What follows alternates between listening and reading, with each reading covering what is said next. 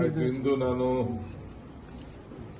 ನನ್ನ ಕುಟುಂಬ ಸಮೇತ ಇವತ್ತು ಕುಕ್ಕೆ ಸುಬ್ರಹ್ಮಣ್ಯಕ್ಕೆ ಭೇಟಿ ಕೊಟ್ಟಿದ್ದೇನೆ. ದೇವರ ದರ್ಶನ ಮಾಡಿದ್ದೇನೆ.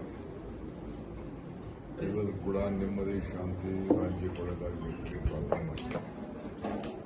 ನನಗೂ ಪ್ರಾರ್ಥನೆ ಮಾಡ್ತಿದ್ದೇನೆ. ಸೊ ಇನ್ನು ಮಳೆ ನಮಗೆ ಅವಶ್ಯಕತೆ ಇದೆ ರಾಜ್ಯದಲ್ಲಿ. ಇನ್ನು ಸಂಪೂರ್ಣವಾಗಿ ಮಳೆ ಪ್ರಾರಂಭ ಆಗಿದೆ. ಆದರೂ ತಮಿಳುನಾಡವರೆಲ್ಲ ಈಗಾಗಲೇ ನೀರಿನ ಬೇಡಿಕೆಯನ್ನು ಇಡ್ತಾ ಇದ್ದಾರೆ. ಸೊ ಮಳೆ ಬರಲಿ, ಅದು ಬಹಳ ಪ್ರಮುಖವಾಗುತ್ತದೆ. ಇನ್ನು ಡ್ಯಾಮ್ಗಳಲ್ಲಿ ಜಾಸ್ತಿ ನೀರು ಬರಲಿಕ್ಕೆ ಶುರುವಾಗಿದೆ. ಇದೊಂದು ದೊಡ್ಡ ಸಮಸ್ಯೆಯಿಂದ ನಮಗೆ ಕಾಣ್ತಾ ಇದೆ. ಸೊ ಮಳೆರಾಯ ಹೆಚ್ಚಿಗೆ ಬರಲಿ ಅಂತೇಳಿ ಎಲ್ಲರೂ ಪ್ರಾರ್ಥನೆ. ಸರ್, ಕುಕ್ಕೆ ಸುಬ್ರಹ್ಮಣ್ಯದಲ್ಲಿ ದಿನಕ್ಕೆ ಪ್ರತಿ ದಿನ ಒಂದು 5,000 ಜನ ಬರ್ತಾರೆ. ಆದರೆ 24x7 ಆಸ್ಪತ್ರೆ ಇಲ್ಲ. ಈಗ ಒಂದು 2 ಸಲ ಸಂದರ್ಭ ಹಾರ್ಟ್ ಅಟ್ಯಾಕ್ ಆಗುವಾಗ ಕೂಡ ಸರಿಯಾದ ಚಿಕಿತ್ಸೆ ಸಿಗದೆ ನಿಧನಾಗುವಂಥ ಪರಿಸ್ಥಿತಿ ಎಲ್ಲ ಬಂದಿದೆ. ಆದ ಕಾರಣ ಬಿಜೆಪಿ ಗವರ್ಮೆಂಟ್ ಇದ್ದಾಗ ಇದನ್ನು ನೀವು ಕೇಳೇ ಇರೋದು. ಕೇಳಿದ್ದೀವಿ. ಕೇಳ್ತಾನೆ ಇದ್ದೇನೆ.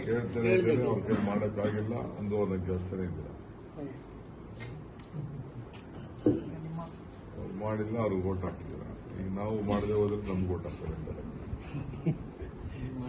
ಮಾಡೋಣ. ಈಗ ದಿನೇಶ್ ಗುಂಡೂರಾವ್ ಹೆಲ್ತ್ ಮಿನಿಸ್ಟರ್ ಇದ್ದಾರೆ, ನಿಮ್ಮ ಜಿಲ್ಲಾ ಸಚಿವರು, ಅವ್ರ ಹತ್ರ ಮಾತಾಡ್ತೀನಿ. ಅವರು ಬಂದಿರಬೇಕಿದೆ. ಖಂಡಿತ ಅದನ್ನು ನೋಡೋಣ, ಪರಿಶೀಲನೆ ಮಾಡೋಣ.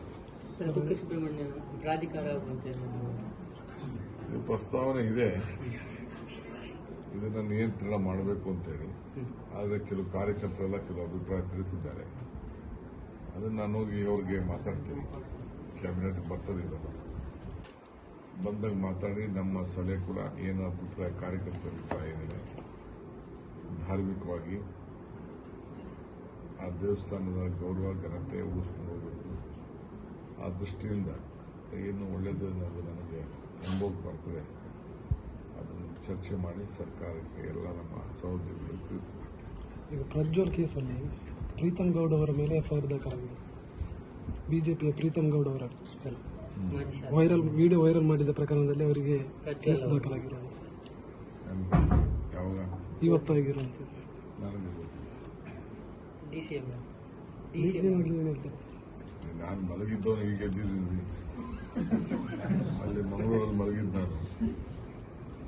ಇಲ್ಲಿ ಬಂದು ದೇವಸ್ಥಾನದ ಇದರಲ್ಲಿ ಈ ಚೌಟ್ರಿ ಎದುರುಗಡೆ ಎದ್ದಿದ್ದೀನಿ. ಈಗ ಫೋನ್ ತಗೊಂಡಿದ್ದೀನಿ. ನನ್ನ ಯಾರಿಗೂ ತಿಳಿಸಿಲ್ಲ. ನನಗೇನೋ ಅದ್ರ ಬಗ್ಗೆ ಮಾಹಿತಿ ಅಂದ್ರೆ ಅದರಲ್ಲಿ ಬಿಜೆಪಿಯವರು ಇದ್ದಾರೆ ಅಂತ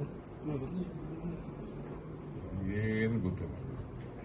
ಸರ್, ಉಪಚುನಾವಣೆ ಬಗ್ಗೆ, ಚನ್ನಪಟ್ಟಣ ಉಪಚುನಾವಣೆ ಕ್ಯಾಂಡಿಡೇಟ್ ಆಗಿದೆ ಕಾಂಗ್ರೆಸ್ ನೋಡೋಣ, ಜನ ಏನು ತೀರ್ಮಾನ ಮಾಡ್ತಾರೆ, ಪಾರ್ಟಿ ಏನು ತೀರ್ಮಾನ ಮಾಡ್ತಾರೆ ಅದು ಬಹಳ ಮುಖ್ಯ. ಪಕ್ಷ ಮತ್ತು ಮತದಾರ ಅವ್ರು ಏನು ಹೇಳ್ತಾರೆ, ಮತದಾರ ಏನು ಹೇಳ್ತಾರೆ, ಪಕ್ಷ ಕೇಳ್ತೀವಿ. ಪಕ್ಷ ಏನು ಹೇಳ್ತದೆ, ನಾವು ಕೇಳ್ತೀವಿ. ಸರ್, ದಕ್ಷಿಣ ಕನ್ನಡದಲ್ಲಿ ಅತಿ ಮುಖ್ಯವಾಗಿ ಕಡಬ ಮತ್ತು ಸುಳ್ಯ ತಾಲೂಕಲ್ಲಿ ಅರಣ್ಯ ಭೂಮಿಯಲ್ಲಿ ತುಂಬಾ ಜನ ವಾಸವಾಗಿದ್ದಾರೆ. ಇವರಿಗೆ ಸುಮಾರು 30 ವರ್ಷಗಳಿಂದ ಜಾಸ್ತಿ ಅಂದ್ರೆ ಅದರ ಹೋರಾಟ ನಡೀತಿದೆ. ಹಕ್ಕುಪತ್ರ ಲಭಿಸ್ತಾ ಇಲ್ಲ. ಅಂದ್ರೆ ಅದು ಕಾರಣ ಅಂದ್ರೆ ಅದು ಅರಣ್ಯ ಅಂತ ಬರ್ತದೆ. ಇದಕ್ಕೆ ಶಾಶ್ವತ ವ್ಯವಸ್ಥೆ ಒಂದು ಆಗಬೇಕು. ಮುಂದಿನ ದಿನದಲ್ಲಿ ಕಾಂಗ್ರೆಸ್ ಪಕ್ಷ ಅರಣ್ಯದಲ್ಲಿ ಯಾರು ವಾಸ ಮಾಡ್ತಾ ಇದ್ದಾರೆ, ಯಾರು ವ್ಯವಸಾಯ ಮಾಡ್ಕೊಂಡಿದ್ದಾರೆ, ಯಾರು ನೂರಾರು ವರ್ಷದಿಂದ ಅಲ್ಲಿ ವ್ಯವಸಾಯ ಮಾಡ್ತಾ ಇದ್ದಾರೆ, ಯಾರು ಕೂಡ ತೊಂದರೆ ಕೊಡಲಿಕ್ಕೆ ಕಾಂಗ್ರೆಸ್ ಪಕ್ಷ ಇಷ್ಟಪಡುವುದಿಲ್ಲ. ಯಾರನ್ನು ಕೂಡ ಹೊರಗಡೆ ಕೂಡ ಹಾಕಲಿಕ್ಕೆ ಬರೋದಿಲ್ಲ. ಇದು ಕೇಂದ್ರ ಸರ್ಕಾರ, ನಮ್ಮ ಸರ್ಕಾರ ಬರೀ ಟ್ರೈಬಲ್ಗೆ ಒಂದು ಆಕ್ಟ್ ಮಾಡಿದೆ. ಏನಪ್ಪ ಅಂತಂದರೆ 75 ವರ್ಷ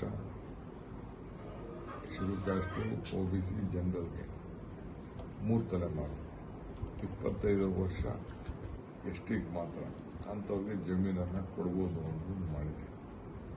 ಈಗ ಸ್ವಲ್ಪ ತಾರತಮ್ಯ ಆಗಿದೆ ಅಂತ ಬೇರೆಯವ್ರದ್ದೆಲ್ಲ ಬೇಡಿಕೆ ಇದೆ. ಸೊ ನಾನು ಮುಖ್ಯಮಂತ್ರಿಗಳು ಕೂಡ ಈ ವಿಚಾರ ಚರ್ಚೆ ಮಾಡಿದ್ದೇವೆ. ಮುಂದಿನ ದಿನದಲ್ಲಿ ಅಸೆಂಬ್ಲಿಯಲ್ಲಿ ಏನು ಟ್ರೈಬಲ್ಗೆ ಆಕ್ಟ್ ಬಂದಿದೆ ಅದೇ ಥರ ಬೇರೆ ಜನಾಂಗಕ್ಕೂ ಕೂಡ ಅವರು ರೈತರೇ, ಅವ್ರಿಗೂ ಅದೇ ರೀತಿ ರಕ್ಷಣೆ ಕೊಡಬೇಕು ಅಂತೇಳಿ ಒಂದು ಕಾನೂನು ತಿದ್ದುಪಡಿ ನಮ್ಮ ರಾಜ್ಯದಿಂದ ರೆಸಲ್ಯೂಷನ್ ಮಾಡಿ ನಾವು ದೆಹಲಿಗೆ ಕಳಿಸೋದಿದ್ದೇವೆ. ಬೇಕಿದ್ದು ದೆಹಲಿಗೂ ತೀರ್ಮಾನ ಮಾಡಬೇಕು. ಉಚಿತ ಬಸ್ ವ್ಯವಸ್ಥೆ ಆದ ಮೇಲೆ ನಂದಿನಿ ಹಾಲಿಗೆ ರೇಟ್ ಜಾಸ್ತಿ ಆಗಿದೆ. ನಂದಿನಿ ಹಾಲಿಗೆ ಅವರು ಹುಲ್ಲು ಬೆಲೆ, ಚೀಸ್ ಬೆಲೆ ಎಲ್ಲ ಬೆಲೆನೂ ಜಾಸ್ತಿ ಆಗಿದೆ. ಅದು ಹಿಂದೇನೆ ನಾನೇನೆ ರೈತರದ್ದೆಲ್ಲ ಗಲಾಟೆ ಆಗ್ತಿತ್ತು. ಎಲ್ಲ ಸೊಸೈಟಿಗಳು ರೈತರಿಗೆಲ್ಲ ಬಹಳ ತೊಂದರೆ ಆಗ್ತದೆ. ನೀರು ಬೆಲೆನೂ 25 ರೂಪಾಯಿ ಆಗಿದೆ. ನೀರು ಬೆಲೆ, ರೈತನಿಗೆ ಸಿಗುವಂಥ ಹಾಲಿನ ಬೆಲೆ ಬರಬೇಕು. ಅದಕ್ಕೆ ತೀರ್ಮಾನ ರೈತರ ಒತ್ತಡದ ಮೇಲೆ ತೀರ್ಮಾನ ಮಾಡಿದೆ. ಸರ್ DCM ಸಿಟಿಯಲ್ಲಿ ಅನುದಾನ ಬೇಕು ಅಂತ ಕೇಳಿಕೊಡ್ತಿದ್ದಾರೆ. ಇಷ್ಟು ಮಾತಾಡೋದು ಬರೀರಿ, ಅವೆಲ್ಲ ಹಿಂದಿನ ಮಾತಾಡೋದು. ಸರ್, ಉಚಿತ ಬಸ್ ವ್ಯವಸ್ಥೆ ಆದ ಮೇಲೆ ಸುಬ್ರಹ್ಮಣ್ಯಕ್ಕೆ ಯಾತ್ರಿಕರ ಸಂಖ್ಯೆ ಹೆಚ್ಚಾಗಿದೆ. ಇಲ್ಲೊಂದು ಡಿಪೋದ ವ್ಯವಸ್ಥೆ ಇಲ್ಲ.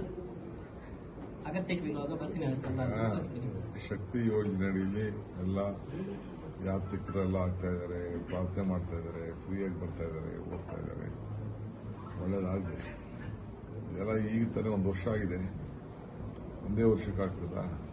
ಟೈಮ್ ನೋಡೋಣ. ಬೇಡಿಕೆ ಹಿಂದಿನ ಈಗ ಹೆಚ್ಚಾಗಿದೆ ಅಷ್ಟೇ. ನೀವು ಮಾತ್ರ ಕೇಳ್ತಾ ಇದ್ದ, ಜನ ಕೇಳೋದು ನನಗಿಲ್ಲ. ಈಗ ತರ MLAಗಳು ಬಂದಿದ್ರು, ನನಗೆ ಅರ್ಜಿ ಕೊಟ್ಟಿದ್ದಾರೆ ಕೆಲವರು, ಡ್ಯಾಮ್ ಬೇಕು, ಅದು ಬೇಕು, ಇದು ಬೇಕು. ಅವರೇ ಕೇಳಿಲ್ಲ, ನೀವೇ ಕೇಳ್ತಾ ಇದ್ದೀರಾ. ನಡೀಲಿ. Yes sir, thank you.